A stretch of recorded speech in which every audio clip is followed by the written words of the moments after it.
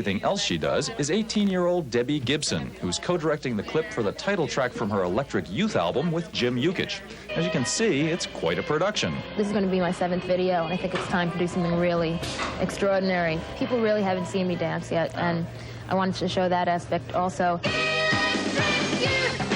mean, it took me 5 days of work as opposed to the dancers too, but, you know, I feel like it's there now. So along with writing, playing, singing, and producing her own songs, Gibson, who started out in show business at the age of 5, co-directs videos and dances in them too.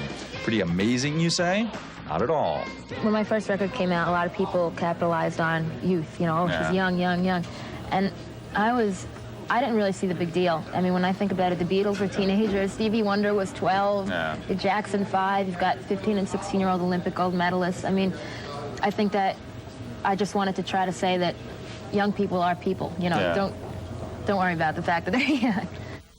Stevie and Debbie. And, you know, they said, sure, come backstage, and so we met them. They had lobsters after the show. I couldn't believe it.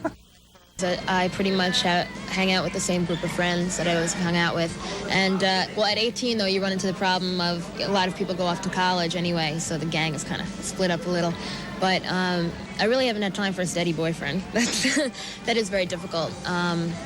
You know, I have managed to go out with a few different people here and there, but, you know, it's hard to really maintain a relationship at this time. But I'm kind of a little immature for my age in a lot of ways, so you know, I think I have time for that later on. Youth has nothing to do with age. It's electric. This is going to be my 7th video.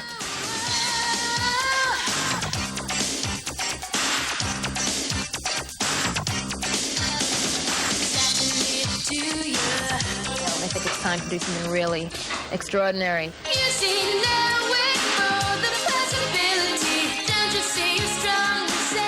It's a high-tech sounding song, and I think that it deserves kind of high-tech video. Initially, Atlantic was like, what? You know how much this is going to cost, and this and that? And people really haven't seen me dance yet, and I wanted to show that aspect also.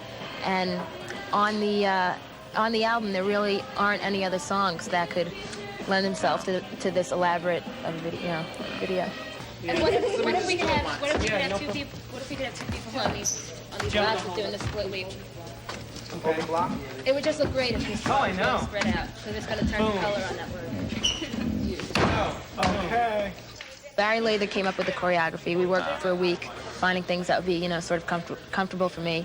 And then he came out to LA and worked with the other dancers and put us all together, and I'm really happy with everything. Good. Take one.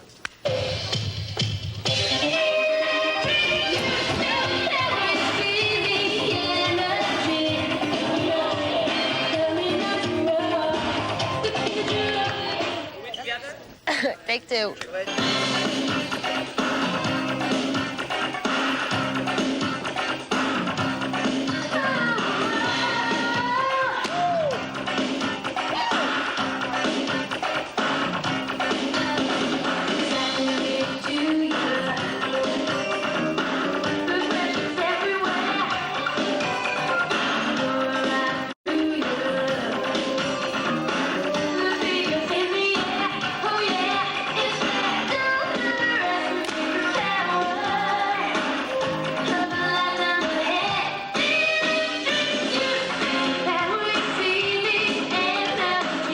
Initially recorded the song, there's a trumpet part in the intro that goes dun, dun, dun, dun, dun, dun, dun. And for some reason I always had this image of, you know, sort of royal trumpet players up in the tower. So we decided to just go with that whole look and do all the dancing on like the drawbridge, and the band will be playing in like a dungeon type room, and it should be interesting.